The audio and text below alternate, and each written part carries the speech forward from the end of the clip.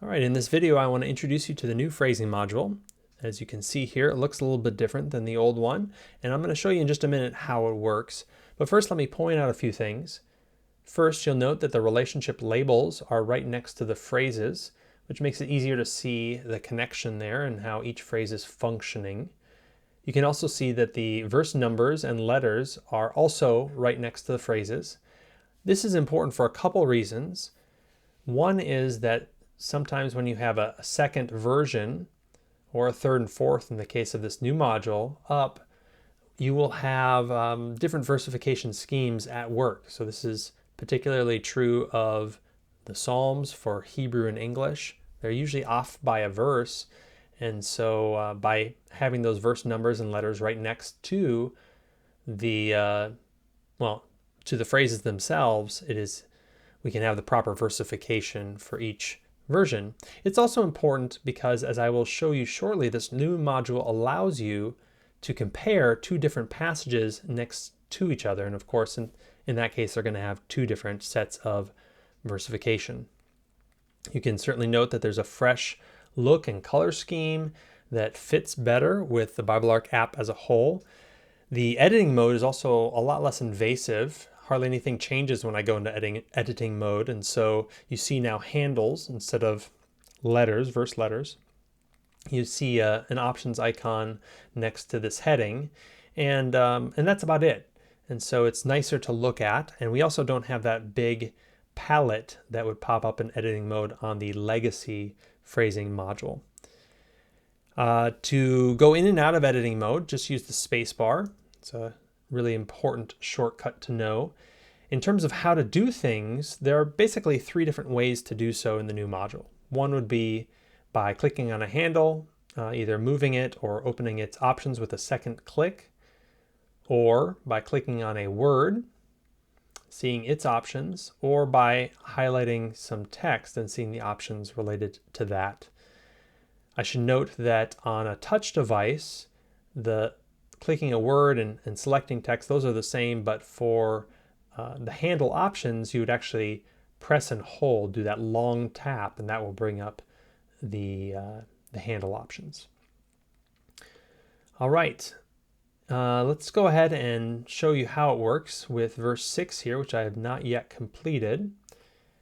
And so the first thing you're going to want to do is move things down and around. And so like I said, when you grab a handle, you can pull down to make a new line. You can pull up to combine lines.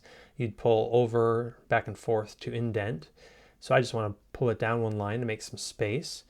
And then for breaking up a passage into phrases, if you have a keyboard available, you can hold the Command key down on a Mac or Control key on a PC or Chromebook, and then mouse over words to see that break indicator. So you're going to want to mouse over the word that you want to start a new phrase and then click, and then you can quickly click and break up a passage in that way. I should also show you what you do on touch, because of course when you're on a touch device, you typically don't have a keyboard. And so let me just bring a couple of these back together. In that case, you would just click the word that you want to start a new phrase and then click break into a new line. And now it's a little bit cumbersome. It's a couple clicks instead of a single one. And so to make that quicker, after you do a single break that is, you'll see a do this more option at the bottom. If you click that, you can then just make breaks with a single click. And so that makes it quick even on touch. Next, let me show you how to extract a phrase. So sometimes you have a phrase within a phrase like we have in 6b here. And so I want this prepositional phrase in Zion to come out and to leave the rest of it as a single phrase. And so I would select that text and then click extract this phrase. I'm going to do the same thing with whoever believes in him, extract that, and then I'm going to hold my Command key down once more to break in him off from whoever believes. All right, so here we go. We've extracted. Now we need to do some indentation. You already know how to do that. You just move these tabs left and right, and so I'm going to indent the quotation one line in. Now, in Zion would go one in from I am laying, but frankly, I want to make an inline tab in this particular phrase because I can see how this behold is setting up two things. I am laying and will not be put to shame. And so to do so, I would click on I where I want the word that I want to insert further with an inline tab, and then choose my option insert tab before this word. Now I'm able to line these guys up as subordinate to I am laying a stone, and then line up this second clause and will not be put to shame exactly with I am laying a stone. These two will of course be subordinate, that one to the main clause and this to whoever believes. All right, we've indented, we've extracted. What about arrows? How do we do that? Well, it's pretty easy to do subordinate arrows. You just would click on the handle. That's where you want the arrow to start from, and then click Start Arrow. And you can either have it point up to an entire phrase by clicking the dot, as I'm going to do here, or let me just delete it for a second. You could also point an arrow to a particular word if that's relevant for however you phrase. In the way that we do things and teach things on Biblearc, we have our genitive phrases pointing to the head noun, and the rest of our phrases pointing to the entire anchor phrase. And so I'm going to go ahead and do things like that here. So similarly to breaking things up, you can make your arrows quickly by clicking create more like this after you've done one. And now I would just click a dot to start an arrow and a dot to end an arrow. And I'd do another dot to start an arrow and a dot to end an arrow. And let's see here, dot to start an arrow and to end an arrow. And honestly, I want to be able to point this up as well. So I'm going to start an arrow here and point it up there. I'm done now. I'm going to hit the escape key to get out of there. And then I want to select all of these because I forgot to indent my for. So this is a ground for why you're being built up into a temple and a holy priesthood. It's because that's what the Bible says. It stands in Scripture. I'm going to actually break one more time too here as I'm looking. And so in the Scripture would be a prepositional phrase. So I can do that at this point. I can drag that in one and then make one more arrow here. So that's where it stands. All right, we've done arrows. Next up would be indicating relationships. At least that's next in my process. So I can do so by clicking on a handle a second time for my options and then add relationship. You can make custom relationships or use the relationships that we suggest, both the core relationships for subordinate clauses of any sort or genitive clauses. And so if you have a keyboard, you can start typing to quickly find the relationship you want and just whip through them that way. Of course, I've done this passage before, so I'm not taking time to think about it. If you're doing it for the first time, you're going to have to be reading through and thinking about what you're doing more than I am now. I'm just going to hit a tab right there in order to go by, a shift tab to go up, enter to select a relationship. All those shortcuts you can see, by the way, by just hovering over different things and following the suggestions. So there we go. I've added my relationship indicators. What else can we do here? Well, I have one phrase that I haven't connected with an arrow, and that's because it's a relative clause. In this particular case, the relative clause as a whole is functioning as the subject. This is the subject of will not be put to shame. So in order to show that, I'm going to actually click on will and use another option, which would be to insert text before this word. And so I'm going to put he in brackets to indicate the subject for that clause. And now I have something for whoever to point to. And so whoever is going to point to he. And now I have my relative clause arrow, curved arrow pointing up to he. By the way, the text, whenever you want to edit and the text of the translation, it keeps track of for you, which is very nice, what's your edit and what was the original reading. And so let's say I want to make another edit. So I'm going to click on not here and click to replace this word with never. If I felt that was a better translation because of the Greek behind it, I would do it like so. And now you can see it makes a very conveniently nice for me to see what are my edits and what's the original translation read.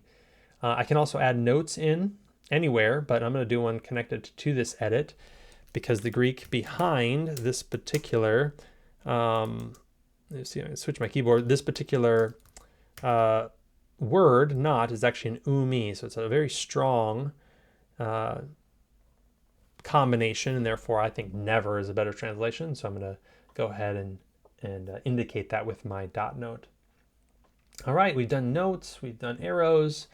What about markup? So there are times where I want to highlight, underline the text, and I can do so by go ahead and selecting text, either clicking on a single word or selecting text, and then adding markup with a single click if I've already used a particular markup style, or adding a new markup style in this fashion. I have all sorts of things, different types of highlights with different colors, arrow highlights, circles, and so forth. So I'm going to use, I guess I'll use this zigzag underline for am lang. You'll see why in just a minute. I'm going to do the same thing for shame here, except I'm going to use the pink. All right, I think those are the basics of using the phrasing module. What about some more advanced stuff? Well, I'll show you in the module options here that, well, first of all, here's typically what it looks like. You're not in comparison mode. And so if I would want to add on another column, I would simply click a plus here and I can add on another translation or the original Greek. As I do so, it'll line it up next to the proper verse, and then I would have to break it up in order to get things to line up beyond that. And of course I can indent over here as well. It's just off the recording screen here, but there is a dot at the top for me to change the width of each of the columns, and so I'm free to do that as well. I can also change the font size of each column independently. Either I can change the font size of them together, or click this plus to do if I want the Greek bigger and the English smaller, say. I'm not going to do anything more with the, well, no, let me just show you with the original languages, with the Greek and Hebrew. When you're not in editing mode, a single click will get you all the information that you need to know about that word, with different lexicons, the ability to search that word, and so definitely utilize that. Otherwise, it would work the exact same as an English column.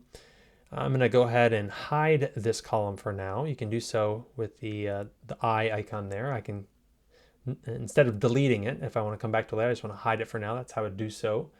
And if I want to compare passages, which is an exciting new feature I do want to definitely show you here, I would turn on this toggle, and now it's not just a matter of changing, selecting a version, but I would select an entire new passage. So I'm going to do the ESV of Isaiah.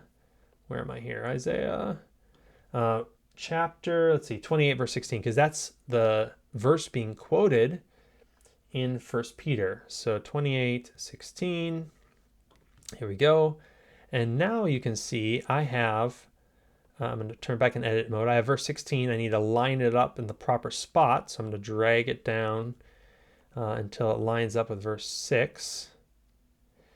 I'm going to give a little more space to that column, and then I would be able to hold down my command key and break up my passage. I guess this would have to go down a little bit further. There's a different setup between them, of course. And then let's see, I'm laying a foundation, yes, in Zion. And then we have a stone. It's described in various ways.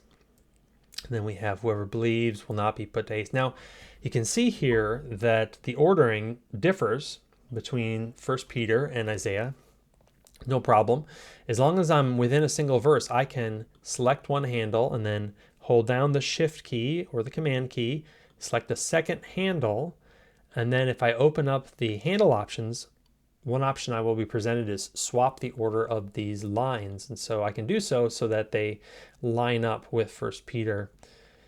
And now I'm able to do my indentation, my inline tab, like so. I guess this would go one in from there. This is similar to a cornerstone chosen precious. Here it's a stone, a tested stone, a precious cornerstone of sure foundation. This is lining up with I am the one who is laid. You'll notice as well as I indent that vertical line will help you line things up. And then we have our relative clause. Once again, we need to add in he. Let's see. So I'm going to do the same as I did in the other one. Oops, I am doing Greek. So let me edit that insert. Let me make sure I have the right keyboard on. There we go. And now I can draw my arrow over here, just like I have in the New Testament version. And yes, and of course I could draw arrows as well. Maybe for the sake of time, I'm going to hold off from doing so. But I guess lastly, I want to show you as I'm doing so. I mean, one of the big benefits of being able to compare passages like this is to know differences and then to be able to ask questions and think about those differences. So one difference I noted was the tense of the verb. So I am laying is how the ESV reads in 1 Peter, where here it is the one who has laid. And so I'm going to give those the same zigzag underline so I can see that more easily. Here as well, it shall not be put to shame. Here it's in haste. So again, I'm going to give a matching zigzag underline to be able to see that easily. Let's see. Let me just run through all the things that I forgot to show you in case there's anything. One would be how to draw a box or put a box around a section. So sometimes you want to put a box around a quotation. You would just select all of the handles. So what I did there is I clicked on the first one. Oops, clicked on the first one. And then if I hold the command key down on a Mac, Control on a PC or a Chromebook, then I can do one at a time, right? But if I want to select all of the handles, let me just do it this way. Select my first one, I'd hold the Shift key down, select the last one, and it'll select everything in between. Then I would box these lines, and there I can see my quote easily distinguished from the rest of the passage. You can also categorize lines and do some other things. I guess there's at least one more thing I want to show you. Oh, two more things. So the mlang here that we did for our markup, as you're making markup, as you're adding new items, if there's a particular set, you might call it a markup tray, that is helpful that you're going to want to use, not just in this project, but in others. You can do so by clicking the three dots here and then clicking Save to My Markup Trace. It'll be available to you. That same set of markups will be available to you in other projects. Let's see. Lastly, I want to be able to show you how you can lock columns. And so I'm going to go ahead and hide. Actually, I have to delete it for this to work. So I'm going to go ahead and delete this column. I'm in comparison mode right now, but if I get rid of that, and bring back my Greek, one thing that can be helpful is to be able to work with both columns at once. So if I would have started with my Greek, I would obviously need to break each one up independently. But if I have this lock turned on, and then when I select the handle in one column, it selects it in the other column, so that I can quickly indent two different columns in the same way. Same goes for arrows. If I make an arrow in one, it would make it in the other. So that's important for you to know. I think that's the big ideas of the new phrasing module. One other thing to point out, I can't show you now because it would just take too long, would be the fact that in contrast to the old phrasing module, you can do passages of unlimited length. So you could do all of the book of Isaiah if you wanted and phrase the entire thing. We've built in such a way that it will not slow down and crash on you. And I think that's everything you should need to know about the new phrasing module. Enjoy.